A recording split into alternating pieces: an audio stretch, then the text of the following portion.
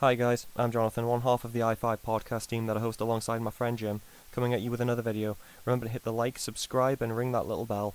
And with that, on with the subject at hand. The hiring of Suella Braverman is currently undermining Rishi Sunak's image right now, and is proving to be quite the little hemorrhoid, and that might cause him to commit a U-turn, which would not only be incredibly funny, but might also potentially do a lot of damage to his position as Prime Minister by way of having a U-turn in his premiership this early, though he did stay quiet throughout Liz Truss's 44 days, so that prevents one embarrassing clip that contradicts the things he said.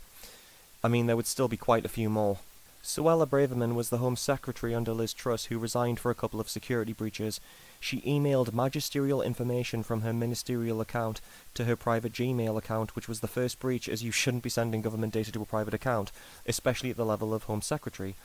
For the second, she would then send the information to backbencher John Hayes, who was not officially part of the department, and the cherry on the cake, her attempting to CC in John Hayes' wife, which she fucked up when she mistyped and accidentally sent it to the assistant of Andrew Percy. Good to know that the Home Secretary has an eye for detail. She blamed Liz Truss for this, claiming she had a row with Truss over immigration, and this caused her to breach the ministerial code. Sure. She also tried to play it down, saying it was just a written paper. After she resigned, Truss would resign, and Rishi Sunak would become the new PM. Consequently, she would be rehired less than a week later.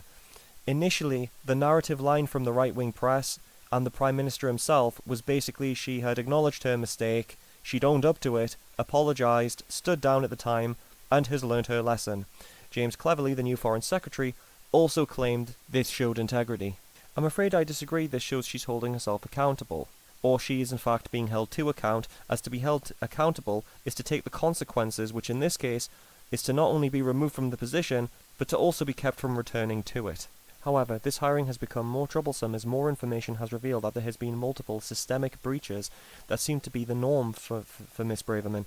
Firstly, Jake Berry, a former Tory party chair, stated Braverman has had multiple breaches in the past, one of which was apparently in relation to releasing information on cybersecurity. Because comedy about British politics pretty much writes itself. If that wasn't enough, there seems to be more to the recent breaches than was initially revealed. From the Sunday Times, a source in Number 10 revealed she doesn't make any decisions without involving Hayes, and further adding to this, it apparently came to the attention of the Permanent Secretary, Matthew Roycroft, that Hayes himself had been present at Home Office meetings. It's alleged that Braverman has been sharing information with people who she shouldn't have, and that Hayes was an unofficial advisor. This isn't anything new, sadly. Liam Fox was found to have committed similar things.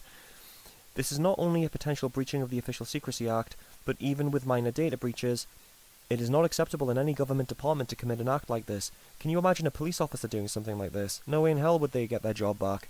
The Home Secretary oversees the police and the intelligence services, among other things. This isn't acceptable. The conservative media outlets are trying to trivialise this by making this just gossip. Any highlighting of the seriousness of this is met with simply, she said she was sorry, stood down, and held herself accountable. The level of inbreeding in this logic of this answer is immense, as to be held accountable is to take consequences for what you've done. The consequences of committing things like this is often not being led back in the fucking position you stood down from. This is to make an example of you so others don't do the same thing. I mean, are there not grounds to remove her as an MP for this? The Foreign Secretary echoed similar statements. To the BBC, the Tories have to retreat into this answer because they know they don't have a sensible justification for why she was given back the position. So why did Rishi Sunak reappoint her back in this role? Well, you have to look at his objectives. Sunak wanted to avoid a membership election at all costs. He knows he's an opposition leader at best right now, and he doesn't have the support of the members. Any candidate would be a threat to him, as there was a major anti-Sunak bloc in the last leadership that boosted Truss's numbers. Consequently, his unified cabinet is the result of lots of individual deals made in order to make sure he was the only candidate to make it past the 100 MP support barrier. I think he knows he can't win a membership election and would struggle to win a general election.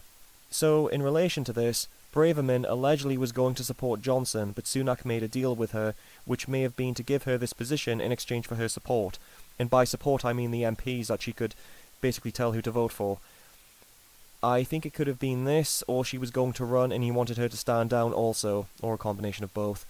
Another benefit to her posting for Sunak is that Braverman is a former member of the European Research Group. This group is quite influential in the party and actually turned on Johnson once he lost the support of the electorate, dealing quite a bit of damage to him. Putting Braverman in gives the group a presence in one of the top positions in the cabinet. Admittedly, if Sunak got rid of her, he could just take someone else from that faction, but it could be a contributing factor nonetheless. Additionally, her role in the Rwanda policy for deporting illegal immigrants and comments made about the woke anti-growth coalition means she is popular with the far right and extreme anti-immigration groups within the Tory voter base. Her appointment allows him to have support amongst those groups. However, again, I think there are other candidates who could fill the role to gain support from the ERG and the far right side of the party. It's just a contributing factor. I think Sunak thought very much in the short term and wanted to be the PM at all costs, so he gave her the position to facilitate the accomplishing of that goal. The problem is, her hiring is showing to be both a short-term and potential long-term problem. Sunak must have hoped the apology and having elements of the conservative and flat-out Tory media would reduce this to gossip and trivialise what is showing to be a major breach of the Ministerial Code, and potentially the Secrecy Act, by simply saying she made a mistake and held herself accountable. Hopefully this will not go away, as I think with enough pressure, this may actually cause Sunak to U-turn on hiring her and get rid of her fully, which could destabilise his government at this early stage, or at least be the first crack in the glass. Maybe. I think this because it seems to be a weak spot that presents an interesting scene for the media. For example, Braverman running out of the debating chamber as Yvette Cooper of Labour stood to ask her a question. This reinforces that the Tories don't have a good response for the threat to national security that she may pose. Add to this, what could have been a fuck-up of the Conservative media's part, James Berry's public record during an interview contradicts the established narrative that Braverman owned up to her mistake. Berry claimed she only admitted to it once evidence had been presented to her.